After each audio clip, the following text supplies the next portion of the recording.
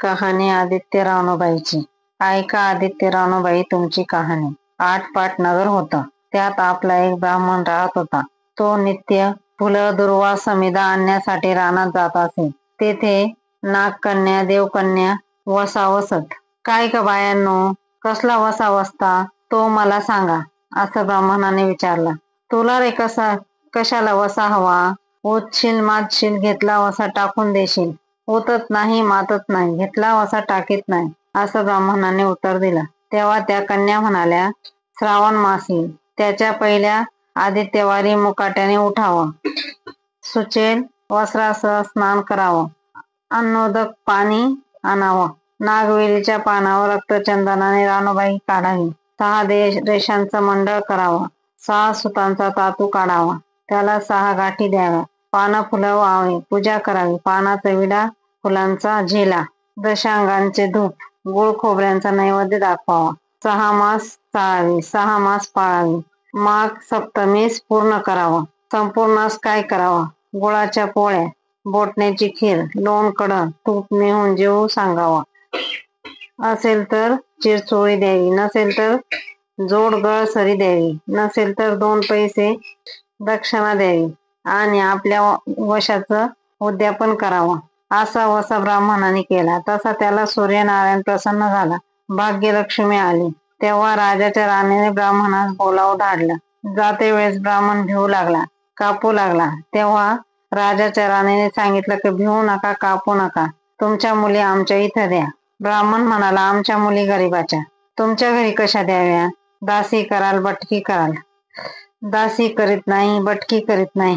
राजाची राणी करू, प्रधानाची राणी करू. मार्गशिराचा महिना आला.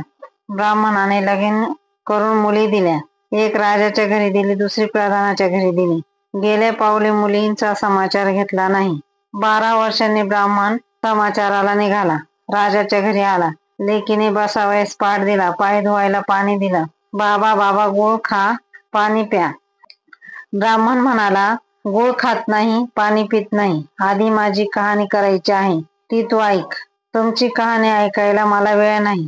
राजा पारधीला जाणार आहे, त्याला जेवायला उशीर होईल. तोच राग त्याच्या मनात आला. तेथून तसाच निघाला. प्रधानाच्या घरी आला. तिने पाहिलं, बाप आला. तसं तिने बसायला पाट दिला, पाय धुवायला पाणी दिलं. बाबा बाबा गुळ खा, पाणी प्या. गुळ खात नाही, पाणी पित नाही. आधी माझी कहाणी करायची आहे, ती तू ऐक. तुमची कहाणी नको ऐकू तर कुणाची ऐकू? घरात गेली, उतरंडीची 6 मोती आणली, 3 बापाच्या हाती दिली, 3 आपण घेतली. त्याने मनोभावे कहाणी सांगितली. तिने चित्ताभावे ती ऐकली. नंतर जेवून खाऊन बाप आपल्या घरी गेला.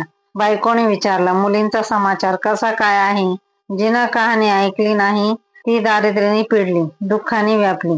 राजा मुलखावर निघून गेला. जिनं कहाणी ऐकली ती भाग्याने नांदत आहे. इकडं दरिद्री जी झाली होती तिने आपल्या लेकाला सांगितलं, मावशी घनघोर नांदत आहे, तिकडे जाऊन काही दिलं तर घेऊन ये. पहिल्या आदित्यवारी पहिला मुलगा उठला. तळ्याच्या पाळी जाऊन उभा राहिला. अगं अगं दासींनो, तुम्ही दासी कुणाच्या? आम्ही दासी प्रधानाच्या. राणीत जाऊन सांगा की तुमच्या बहिणीचा मुलगा आला आहे. तो कसा आला आहे? काय आला आहे? फाटके नेसला आहे, तुटके पांघरले आहे, तळ्याच्या पाळीला उभा आहे. परसदाराने घेऊन या. परसदाराने घेऊन आल्या. हाऊ माकू घातलं, पितांबर नेसायला दिला, जेवू घातलं, कोहळा पोखरला, होना मोहरा भरल्या. बाबा ठेवू नको, विसरू नको, घरी जतन करून घेऊन जा. वाटेने आपला जाऊ लागला. तो सूर्यनारायण माळ्याच्या रूपाने तिथे आला. हातचा कोहळा काढून नेला, घरी गेला. आईने विचारलं, काय रे बाबा, मावशीने काय दिलं? दैवे दिलं, कर्माने नेलं. कर्माचं फळ पुढे उभे राहिलं. मावशीने दिलं होतं पण ते सर्व गेलं. पुढे दुसऱ्या आदित्यवारी दुसरा मुलगा तळ्याच्या पाळी जाऊन उभा राहिला. अगं दासींनो, तुम्ही दासी कुणाच्या? आम्ही दासी प्रधानाच्या. राणीला माझा निरोप सांगा. त्यांनी सांगितलं. मग प्रधानाच्या राणीने त्याला घरी नेलं, नाव माको घातलं, काठी पोखरून होना मोहरांनी भरून दिली. बाबा ठेवू नको, विसरू नको, घरी जतन करून घेऊन जा म्हणून सांगितलं. वाटेत सूर्यनारायण गुराख्याचे रूपाने आले. हातची काठी काढून घेतली, घरी गेला. झाली गोष्ट आईला सांगितली. दैवे दिलं, कर्माने नेला. पुढे तिसऱ्या आदित्यवारी तिसरा मुलगा गेला. तळ्याच्या पाळी उभा राहिला. त्यालाही पहिल्यासारखं प्रधानाच्या राणीने नाहू माखू घातला, पितांबर नेसायला दिला, जेवू घातला, नारळ पोकळून होना मोराने भरून दिला, ठेवू नको विसरू नको म्हणून सांगितलं. घरी जाताना विहिरीच्या काठी नारळ ठेवून पाणी प्यायला विहिरीत उतरला. तो नारळ गडबडून विहिरीत पडला. घरी गेला. आईने विचारलं, काय रे बाबा, मावशीने काय दिलं? आई ग, मावशीने दिलं पण दैवाने बुडाला. चौथ्या आदित्यवारी चौथा मुलगा गेला. तळ्याच्या काठी उभा राहिला. त्यालाही प्रधानाच्या राणीने घरी नेऊन नाहू माखू घातलं, पितांबर नेसायला दिला, जेवू घातलं. त्याला दयाची शिदोरी दिली, होना मोहरा घालून बरोबर दिले. सूर्यनारायण घारीच्या रूपाने आला, हातची शिदोरी घेऊन गेला. घरी गेला. आईने विचारलं, काय रे बाबा, मावशीने काय दिलं? आई ग, मावशीने दिलं पण ते दैवाने सारं नेलं. पाचव्या आदित्यवारी आपण उठली. तळ्याच्या पाळी उभी राहिली. दासींनी तिचा निरोप तिच्या बहिणीस सांगितला. बहिणीने तिलाही परसदाराने घरी नेलं. नाहू घातलं, माखू घातलं, पाटावर बसवलं, नेसायला पितांबर दिला. प्रधानाची राणी आदित्यवाराची कहाणी सांगू लागली. काय वसा करतेस तो मला सांग. बहीण म्हणाली, आग चांडाळणी पापिनी, बापाची कहाणी ऐकली नाहीस म्हणून तुला दारिद्र्य आलं. राजाच्या राणीने विचारलं, याला उपाय काय करू? तेव्हा तिने वसा सांगितला. ती बहिणीच्या घरी राहिली. पौष मास आला. सांगितल्याप्रमाणे सूर्यनारायणाची पूजा केली. इकडे राजाला भाग्य आलं. राजाने बोलावं धाडलं, मावशी तुला छत्र आली, चामर आली, पाईक आले, पाखर आले. मला रे पापिनीला छत्र कुठले, चामर कुठली, पाईक कुठले, पखर कुठले? बाहेर जाऊन दाराशी बघता तो राजा बोलावू आला.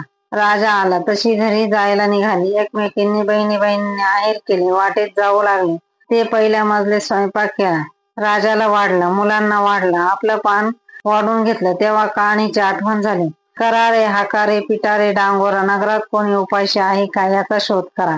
उपाशी नाही तापाशी नाही, वाटेने एक मोळे विक्या जातो आहे, त्याला म्हणावं आमच्या बाईची कहाणी ऐकायला येईल. तुझ्या बाईची कहाणी ऐकून मला काय फळ, माझं पोट भरलं पाहिजे असं म्हणून तो राणीकडे आला. तशी 6 मोती राणीने घेऊन त्याला दिली आणि तिनं आपल्या हातात 3 ठेवली. मनोभावे कहाणी सांगितली. चित्त भावे त्यांनी ऐकली. त्याची लाकडाची मुळी होती ती सोन्याची झाली. तो म्हणाला, कहाणी ऐकल्याचं एवढं फळ, मग वसा घेतल्याचं काय फळ? काय वसा आहे तो मला सांगा. तुला रे वसा कशाला हवा? उतशील मातशील घेतला वसा टाकून देशील. उतत नाही मातत नाही, घेतला वसा टाकीत नाही. तेव्हा वसा सांगितला. पुढे दुसऱ्या मजलीत गेली. स्वयंपाक केला.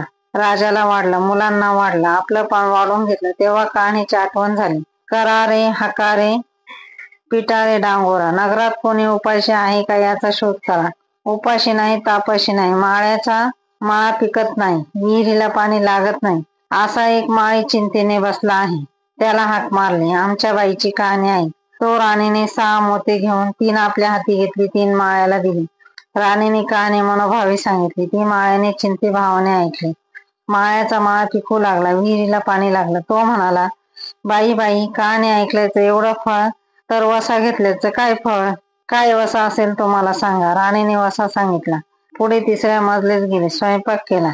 राजाला वाढलं, मुलांना वाढलं, आपलं पान वाढून घेतलं. तेव्हा कहाणीची आठवण झाली. करारे हाकारे पिटारे डांगोरा, नगरात कोणी उपाशी आहे का याचा शोध करा.